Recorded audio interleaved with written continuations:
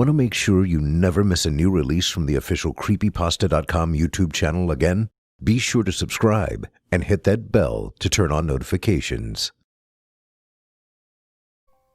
Pictures Turned Face Down by Soup 13. About 5 or 6 years ago, my fiancée and I moved into this teeny tiny little apartment in a town called Sharpsburg, which is a part of the Pittsburgh area. We'd only been living there for about a week when we had our first experience. When I arrived home from work one day, I noticed that the pictures I had placed on top of our entertainment stand were all laying face down. I asked my fiancé why he would do such a thing, and he said that he didn't do it and hadn't noticed the pictures until I mentioned something. He's normally a prankster, so I just assumed that he was messing with me. I put the pictures back in their place and thought nothing of it. Mind you, there were also little trinkets in the same area as the pictures, and they were untouched, so that was even more reassuring that a prank was being pulled on me. The same night, around 6, we were going to his mother's house to do our laundry. We were at her house until about 10 p.m, and on the way home, I said something like, "Wouldn't it be so scary if those pictures were face down again?" I was the first to walk in the apartment, and the entertainment stand was directly in view as soon as you walk in. Yes, the pictures were all face down again. I ran out of there crying and shaking before he could even get in the house. He was in total disbelief until he walked over to where the pictures were and saw them. Nothing around these pictures, like the candles and other little trinkets, were touched. The wind couldn't have done this. A vibration couldn't have done this. Only a person could. Our apartment was double locked while we were gone, and it was on the second floor, so nobody could have broken in. Needless to say, it was an extremely creepy experience. Although I've had many experiences with the supernatural, this was the most straightforward attempt from a ghost that I have ever seen. The pictures remained untouched after this. I told the ghost that he or she needs to leave my stuff alone, and that they no longer live there. But the ghost likes to mess with my food now. I would constantly find food that was in the cupboards thrown into the middle of the kitchen floor. Again, I had to tell this person to leave my food alone. It was almost comical at this point. It seemed that all I had to do was tell them to leave my stuff alone and they would, but would also continue to test me to see what they could and could not have. To this day, my husband claims that he doesn't believe in ghosts, but I think he does. We now live in his deceased grandmother's home, and he sometimes tells me that he sees and hears things. Sat on and Choked by Something Unseen by Lil Peachy Ghost. This experience happened around 5 or 6 years ago. I was in a pretty bad place in my life and struggling with some things, mainly my religion and my love life. The two didn't mesh well, and I was stuck between wanting to be a perfect disciple, if you will, and the need to be completely and utterly myself. I left my religion and came out of the closet some years later. Anyway, around early evening when the sun was just starting to dip down below the horizon, I had a weird sensation of being sat on and held down while I was propped up in bed reading. The pressure was incredibly heavy on my chest, and I began to feel anxious and got a horrible sense of dread, like something bad was going to happen or was currently happening. I then felt the sensation of being choked. I know through this whole experience that I wasn't dreaming, and I wasn't having sleep paralysis, because I was awake and aware the entire time, and I was able to move my arm to be able to call a friend to pray over with me. I didn't know what else to do, and it seemed to do the trick. As soon as my friend began praying, I felt whatever it was physically snap away from me very quickly and flee. The energy in the room lifted, and it seemed as though the room became brighter. I was obviously quite shaken up, and had to leave the house for a while. At that time of day there wasn't very many places to go, so I chilled out in my backyard until it got too cold, and then slept on the sofa with the light and TV turned on. It's the only negative experience I've ever had in this house, and the only time I've ever feared for my life. Could this have been something to do with my own feelings? And could I have called to, or unintentionally manifested this thing myself? Demon, or my own consciousness? The Piano Plays On by Kavan. There is a small town near Dora that's called Old Dora, mainly because back in the day it was the place to be, complete with stores, a library, a Methodist church, and even a train station. Over the years, though, people began to build buildings farther away from it, and eventually it became run down and abandoned. Over the course of the last 30 years, buildings have been torn down, if they haven't already collapsed, and only a handful of places remain, including the Methodist church, train station, library, and the old furniture store. The concrete wall supporting the railroad tracks is now a giant mural, covered in spray-painted artwork from years past and years present. Even me and my friends who claim Old Dora for ourselves have left our mark there. Most of the time we go up there at night, and go into some of the old buildings to try and make contact with spirits who either visited or worked there. Well, the church had always been locked, and there was no way to possibly get in without breaking in. I wasn't about to break into a church.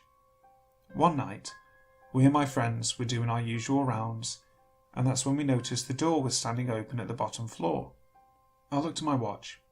It was 11:37 p.m, and everyone was talking about finally getting to go inside the church. I felt a little bad about going in. It was just some weird feeling in the pit of my stomach. But eventually we walked inside.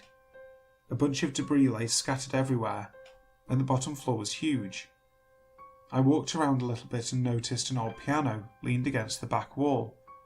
I played a short tune on it. Then my friend noticed the stairs going up to the top floor.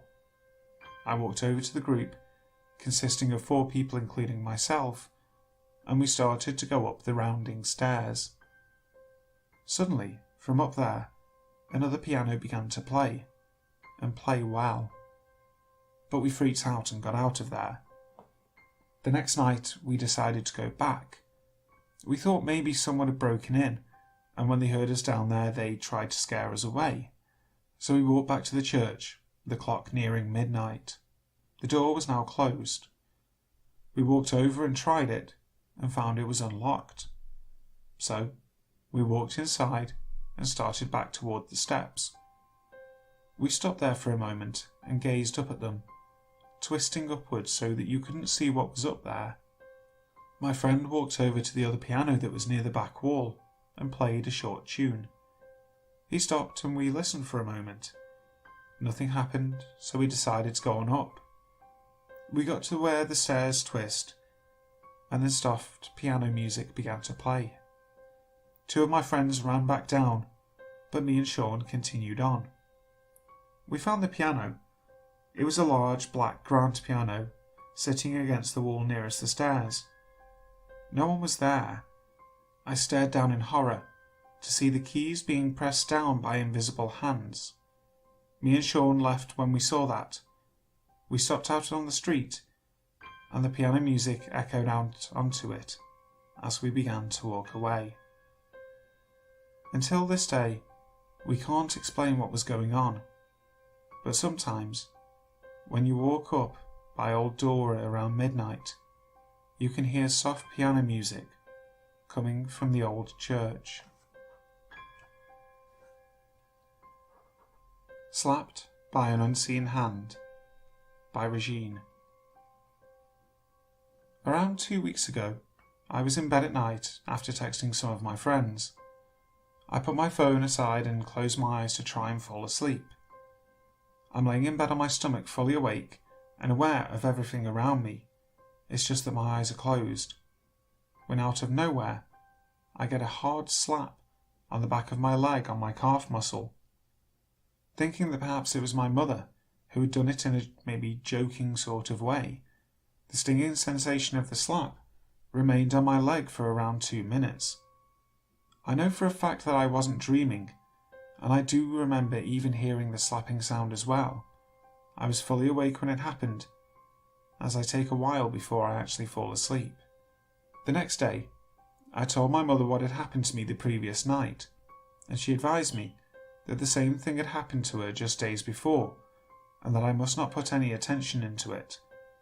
My mother believes that if you keep thinking about stuff like that, you're inviting it into your personal space and your life. The night after the slap incident, I had this terrible dream that something came through my bedroom window and tried to make me go with it, and when I refused it got angry and started grabbing onto me. This evil entity felt like a female. I'm not sure why I felt like it did, but I remember praying and asking for protection, and that thing, or whatever it was telling me that my prayers wouldn't help, at which point I got angry and started punching it. But it was such an intense dream that I woke up with a shock and my fists clenched. Black Hand by Genie. Years ago, for Christmas, I had asked Santa Claus for a pair of little girl high-heel shoes. They were all the rage. I remember daydreaming about how wonderful it would be to have such shoes. I'd look so great and it'd be so much fun.